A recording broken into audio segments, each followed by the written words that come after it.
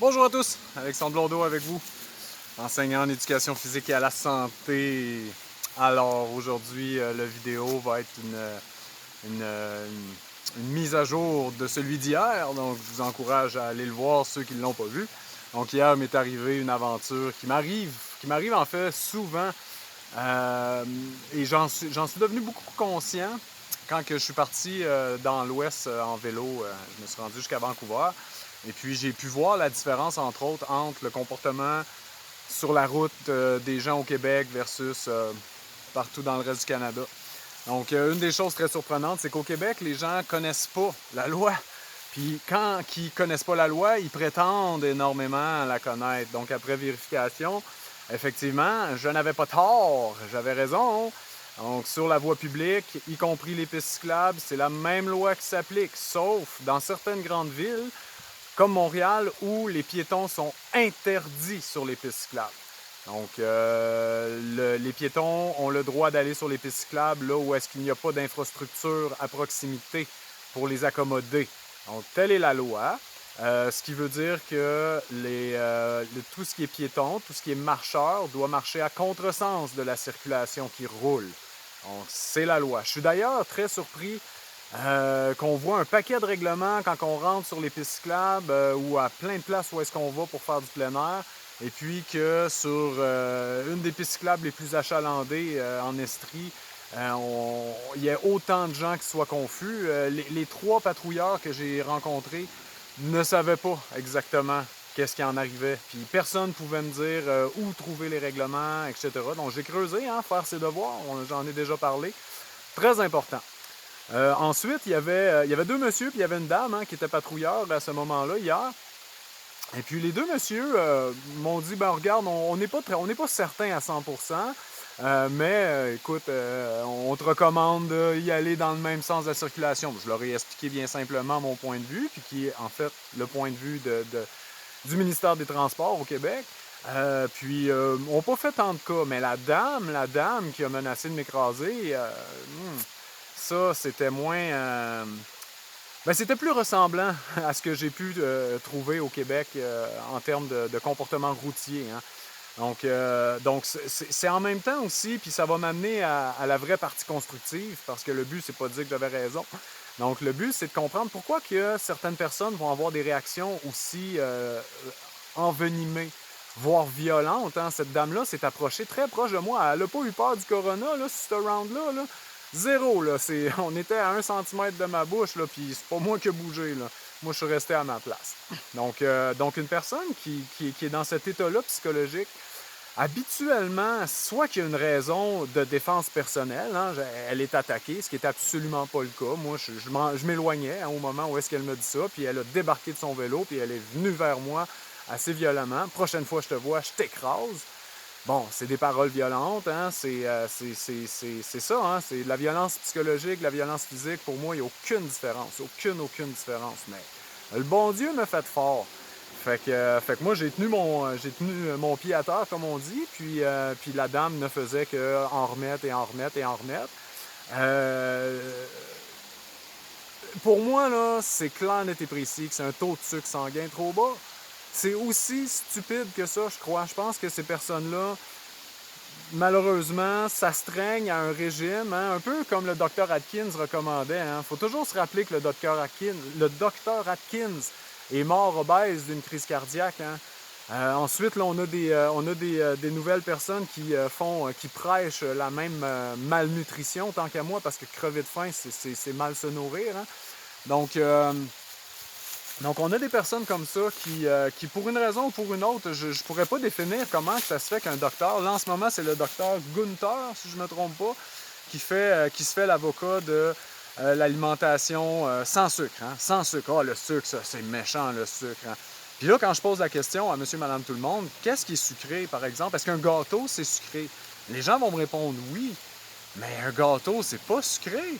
Un gâteau, c'est tout dépendant des recettes, mais la plupart des recettes vont contenir, en termes caloriques, 2 tiers de lipides, puis 1 tiers de sucre, grosso modo. Fait que tu sais, il y a beaucoup de brume, il y a beaucoup de brouillard, il y a beaucoup de mensonges. Il y a beaucoup de mensonges dans l'alimentation. Fait que Pour régler tout ça, là, moi je dis comme mon ami Durian Rider, hein, je vous recommande d'aller creuser ça si ça vous tente, là, Durian comme le fruit, Rider comme coureur.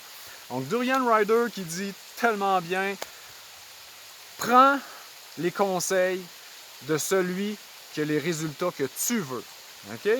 Fait que M. Gunther, là, quand il boucle son veston, là, ben, on dirait que le bouton va éclater. Hein? Donc, si c'est les résultats qu'une personne veut, ben, faut manger du gras, faut manger de la viande, hein, la protéine, puis surtout enlever tout le sucre, hein, pour être sûr d'être en kétose, hein, la kétose. Donc, la kétose, là, je vous le résume succinctement parce que je ne vais pas passer la journée là-dessus. Mais la kétose, en fait, c'est qu'il y a tellement plus de sucre dans votre sang que vos mitochondries, hein, ce qui produit de l'énergie dans l'organisme, vont être obligés de dégrader des lipides très difficilement pour produire très peu de sucre, okay? Une forme de sucre. Donc, c'est ce qui va nourrir vos muscles, puis surtout votre cerveau, hein, parce que la barrière céphalée, en termes de nutriments, ne laisse passer que du glucose, fructose, sucrose. Hein? Donc, ce qui permet au cerveau de fonctionner, c'est du sucre. Donc, nécessairement, si le taux de sucre sanguin est trop bas d'une personne, ben, cette personne-là ne sera pas disponible. Hein? Puis aussitôt qu'il va avoir un irritant, ben, cette personne-là va réagir avec son cortex primaire, hein? avec le cerveau reptilien, la violence, réagir promptement. Puis ça l'amène pas des bonnes situations relationnelles. Puis ça peut être dangereux physiquement. Hein? Quelqu'un qui n'a pas cette espèce de barrière-là entre le cerveau qui réfléchit, hein, le cerveau qui est plus cognitif, le cerveau qui est plus instinctif, bien, quand la connexion ne se fait pas, on ne peut pas prendre un pas de recul pour se dire, OK, la falaise est proche, hein? Que ce soit la falaise émotionnelle ou que ce soit une vraie de vraie falaise. Hein? Donc, malheureusement, c'est ce qui arrive trop souvent à notre époque aujourd'hui. Il y a eu une énorme montée de ce type d'alimentation-là. Puis, je n'ai pas demandé parce que ça ne m'intéresse pas pour cette personne-là, mais j'étais prêt, moi, si j'avais pu prendre une prise de sang chez cette personne-là, chez cette femme-là. Puis, on aurait pu voir effectivement que son taux de sucre sanguin était excessivement trop bas. Peut-être qu'elle avait trop roulé en vélo, peut-être une mauvaise alimentation, il y a plein de choses comme ça.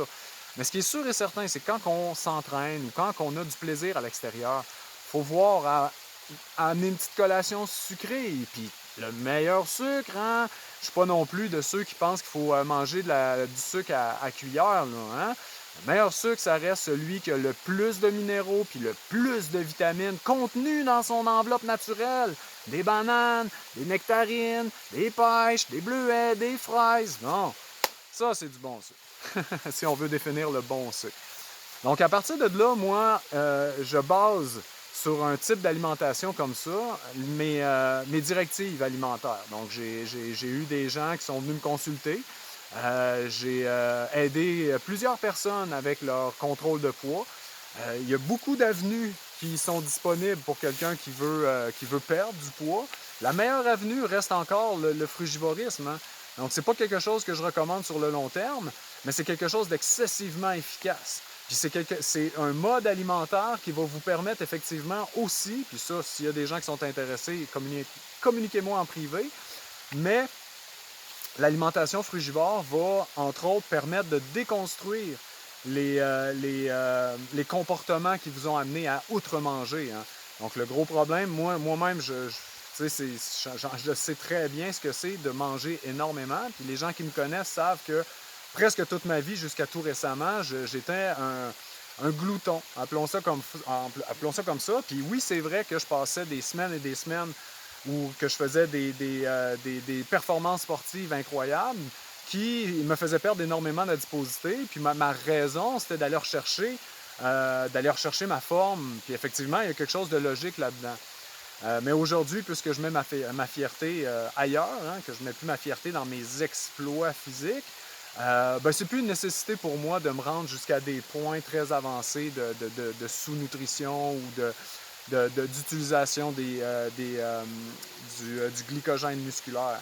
Parce que c'est ce qu'il y a dans les muscles aussi. Hein. Un muscle qui est gros, c'est un muscle qui est plein de glycogène, glucose. Donc, c'est une forme de sucre très rapide, le glycogène musculaire, et qui disparaît rapidement. Donc, à travers l'ATP, on réussit à refaire ces stocks de glycogène. Donc, c'est ce que les athlètes d'endurance vont faire quand ils vont manger un énorme plat de pâtes avant une compétition. Les marathoniens vont faire ça, les triathlètes, etc. Donc, moi, mes recommandations ne sont pas quelque chose d'aussi intense au sens que si la personne que j'ai devant moi est un enfant entre 9 et 17 ans avec au pire un léger surpoids ou un surpoids quand même peu avancé, mes recommandations, effectivement, vont tourner autour des fruits, légumes, féculents avec de l'huile, avec des bonnes sauces, avec sauce tomate, etc. On va essayer de garder l'huile quand même bas, mais chez des enfants, habituellement, c'est pas, en fait, vraiment, faut pas axer sur la perte de poids, jamais. Je pense qu'avant 21 ans, ça ne devrait pas être un objectif parce que c'est les parents qui sont responsables de l'état physiologique de leur enfant. Hein? Ça me ramène à un autre adage que je dis tout le temps. C'est jamais la faute des enfants en réalité. Hein? C'est la faute des parents d'avoir organisé un environnement qui permettait aux enfants de faire des choses que les parents ne veulent pas ou de se rendre dans des états physiologiques mortifères. Hein? Parce que c'est mortifère l'obésité, c'est mortifère le surpoids. Hein? Quand on avance en âge, on se rend compte que les articulations en souffrent beaucoup. Donc moi, mes recommandations pour l'École nationale d'apprentissage par projet, c'est une alimentation principalement basée sur les plantes, avec le moins de produits transformés. Ça, c'est une autre chose, hein? Puis je vais terminer tranquillement pas vite ce vidéo-là. Je ne vais pas l'éterniser, mais devenir vegan pour aller s'acheter des touffourkis, puis des Saint-Yves, puis toutes les choses que vous voudrez. Je suis pas contre le tofu, je suis pas contre les choses de base, si on veut, hein? Mais quand on a accès à des choses qui sont très lipidiques, hein, même les noix à la limite, puis en plus les noix, ça c'est une autre histoire, mais c'est plus ou moins digestible, il faut les laisser tremper, je vous recommande.